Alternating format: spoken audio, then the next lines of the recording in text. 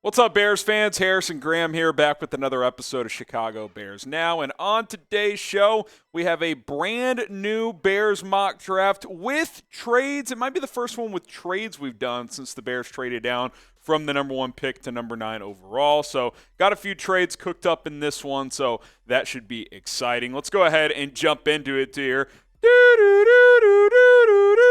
Mock draft trade number 1. I'm trading down from the 9th pick. This is a trade idea we've kind of explored before with Pittsburgh. 17 and 32, so Steelers can move up to number 9. Obviously, that number 32 overall pick is the Bears pick that they traded for Chase Claypool. Turned out to be the first pick of the second round, but you get that pick back, you get 17, and you drop 8 spots. And then in round 1 at pick number 17, you get Calijah Kancey, ironically, out of the University of Pittsburgh, the defensive tackle who we actually have not talked a ton about here on Bears Now, but had a great combine. His tape really stands out to me. You look at his stats from 2022, 31 tackles, 14.5 tackles for loss, 7.5 sacks, 30 QB hurries. He's undersized, but his tape is fantastic. He's got really good technique, and look, fair or not, he's been getting Aaron Donald comps, both undersized, both out of Pittsburgh, both similar college production. They play similar styles. And if you guys remember, probably not a great memory, the Bears were 1 pick away from drafting Aaron Donald back in 2014. It's pretty well documented that they would have drafted him, but he did not fall to Chicago. Maybe this is a chance at redemption here for the Bears.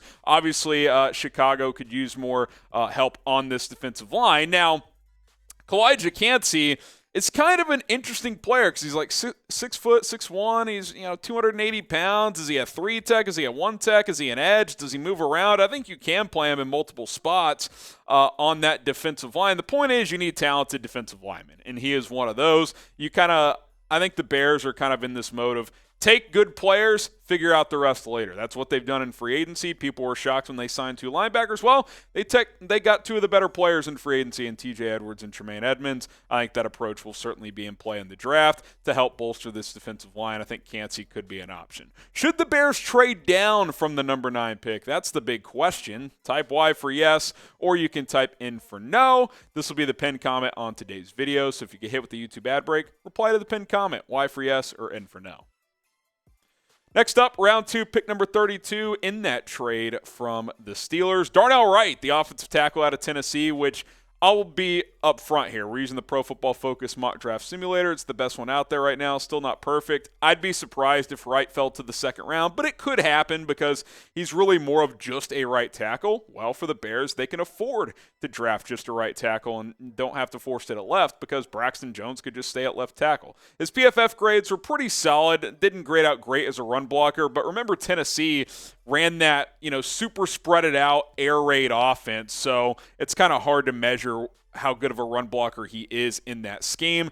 In terms of just a pure right tackle, I think he's the best right tackle in this class. Now, could Paris Johnson be better at right tackle than him? Could Peter Skoronski be better at right tackle than him? Could Broderick Jones be better at right tackle? Yeah, the answer could be yes, but Wright is going to play right tackle in the NFL, in my opinion. He played a little left tackle earlier in his career, wasn't nearly as good. Flipped to right this year, played excellent. I think if you're drafting him to play right tackle. I saw Louis Riddick say recently he might be the best player in this draft. Now, I wouldn't go that far, but he's powerful, uses his hands well, and if you want to keep Braxton Jones at left tackle and just take a right tackle a little bit later on, I think Darnell Wright could fit the bill, and then your offensive line is in a much better state than it is at this exact moment. Round 2, pick number 53, it's Tuli Tuipulotu, the edge out of the University of Southern California. Tuipulotu is a really good player, really productive. I'm surprised he has not gotten more buzz, to be quite frank. I mean, look at his numbers last year. I know the stats don't tell the full story, but he's got some 3-tech versatility, can play some edge. I think he's probably an edge in a 4-3, but 22 tackles for loss, 13.5 sacks, couple of forced fumbles, 3 breakups as well. Again, go back to this defensive line depth chart. You need dudes. You need guys on this front 4, like a lot. You need 2, 3, 4, 5 more guys to help fill out this depth chart, and getting Kancey and Tuipulotu in the top 55 would be a good place to start.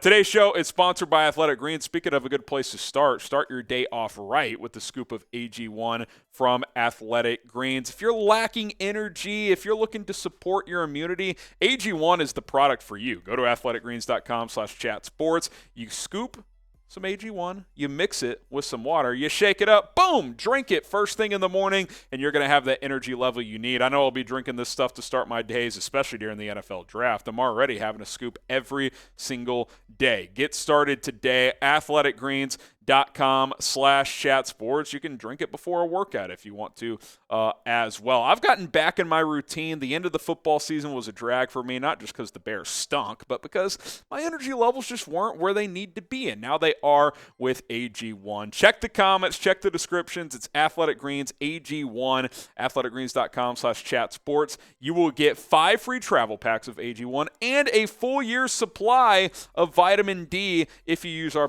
link below. It's athleticgreens.com/chatsports.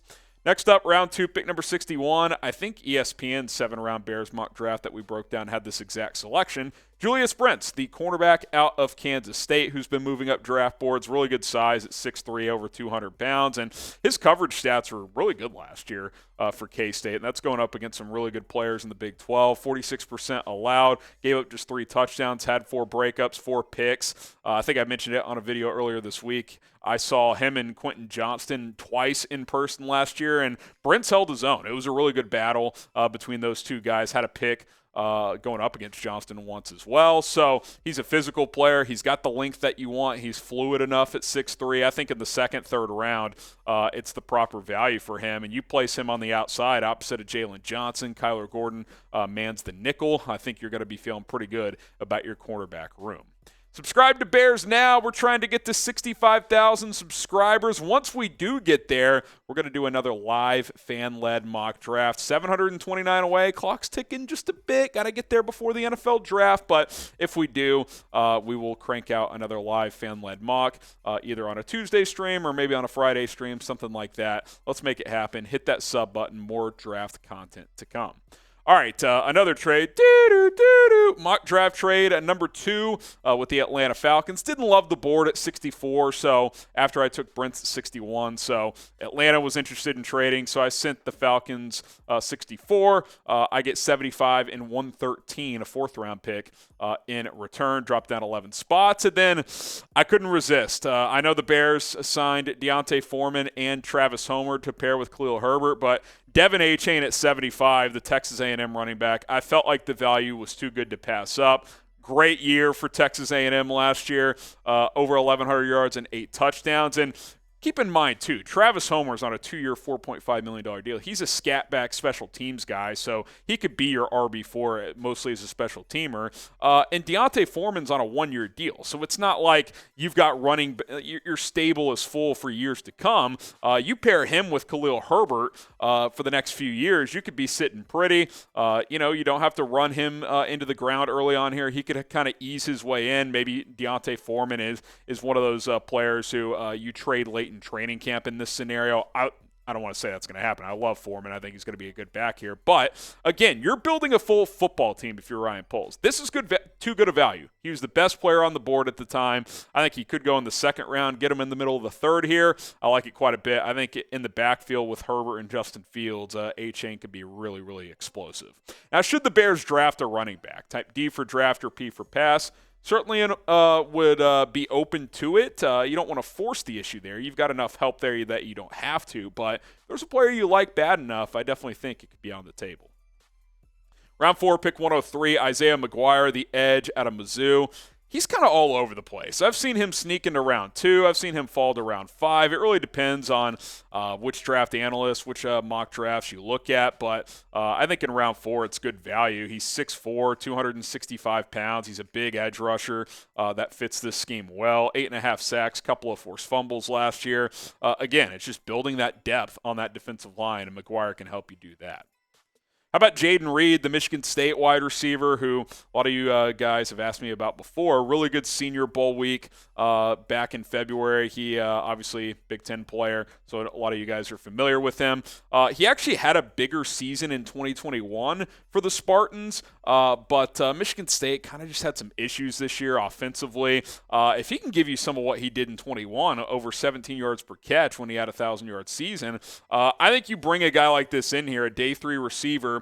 Let him learn, let him groom, be a wide receiver 4, wide receiver 5 is a rookie. Let him compete with the guy, like Equanimous St. Brown, and see what he does. No pressure for him to contribute heavily as a rookie, but remember, Darnell Mooney and Chase Claypool are on the last year of their rookie contract. So, if extensions or new deals don't get done, then Jaden Reed could also be an insurance policy to have a bigger role in 2024. I mentioned the big Senior Bowl week. That certainly helped his draft stock. Now, name a 2023 draft sleeper. I would say anybody that's expected to go on day 3, 4th, 5th, 6th, 7th round. Reed could sneak into day 2, but I'll allow it if you want to mention him.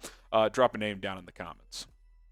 How about Ronnie Hickman, the safety out of Ohio State, who has some versatility? If you look at his kind of advanced Pro Football Focus stats, he lined up at nickel, played some deep safety, some box, should have some special teams value, could come in, be a number 3 safety as a rookie, and then maybe down the road he develops into a starter.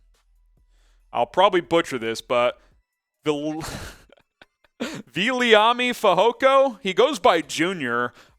Listen, this guy was completely off my radar. Then I saw him available, and I was like, I'm going to look into this guy. I need more defensive line help. So productive. 5-year player at San Jose State. His PFF grade was over 90. Had 9 sacks, 19 tackles for loss, 2 forced fumbles, 270-plus pounds. Should be able to kick inside if you need him to. Again, rotation guy here in the 5th round. Sign me up for a player like this. All right, a couple more here. Juice Scruggs, the center out of Penn State, also has some guard versatility. The Bears either have I think they've already met with Scruggs, but he has that interior flex, can play center or guard. To me, this is like a draft him, redshirt year as a rookie. Get stronger, build your body type a little bit more. You've got Lucas Patrick, 1 more year left on his deal. Cody Whitehair has 2 years left on his deal, but you can get out of his contract this year or next year. Let him sit, learn behind those guys, and I think he has starting level potential as a center, so I think in round 5 the value is pretty good. I doubt Aiden O'Connell falls to the 7th round, but he was there in this mock. He could because he's a little bit older, 6-year college player, the Purdue quarterback. Report that O'Connell will meet with the Bears as well, presumably for a workout. Now, Chicago did re-sign Nathan Peterman as QB3, but that doesn't mean anything. Nathan Peterman's not going to make the roster. That's just to have him in the QB room because they value him. I think taking a developmental quarterback on day 3 could still make sense, whether it's O'Connell, Dorian Thompson-Robinson, Stetson Bennett, Max Duggan, Jake Haener. All these guys, I think, have good backup quarterback potential. Aiden O'Connell certainly fits that mold as well. And then lastly, it's Dante Stills, the defensive tackle out of West Virginia. I've watched him in person a couple times. He's fun to watch. He has a high motor. He's kind of like Kancey in the sense that he's undersized. He's kind of a tweener, but he is productive, man. Had a great career at West Virginia. If he's there in the 7th round, I'm in. I think he can make a roster and be a part of a rotation at some point in his career. So round 7, pick 258, I land Dante Stills. There you have it. I ended up with 12 picks after a couple of trade downs. 10 picks initially, ended up with 12. Grade today's Bears mock draft, A, B, C, D, or F. Drop a grade in the comments. Red pen, get it out like you're at school. Give me a grade. And if you can't remember all the picks, well, here they are. We'll recap them for you. Then you can drop a letter grade. Calijah Kancey and Darnell Wright after trading down with Pittsburgh for 17 and 32. Tuli Tuipulotu, the USC edge rusher there in the 2nd round. Also Kansas State corner Julius Brents. 3rd round, traded down from 64 to 75. Picked up an extra 4th. Got Texas A&M running back Devin Achane. Mizzou edge Isaiah McGuire to start the 4th. Jaden Reed in that extra 4th I picked up, the Michigan State receiver. Ronnie Hickman, the Ohio State safety there in round 4 as well.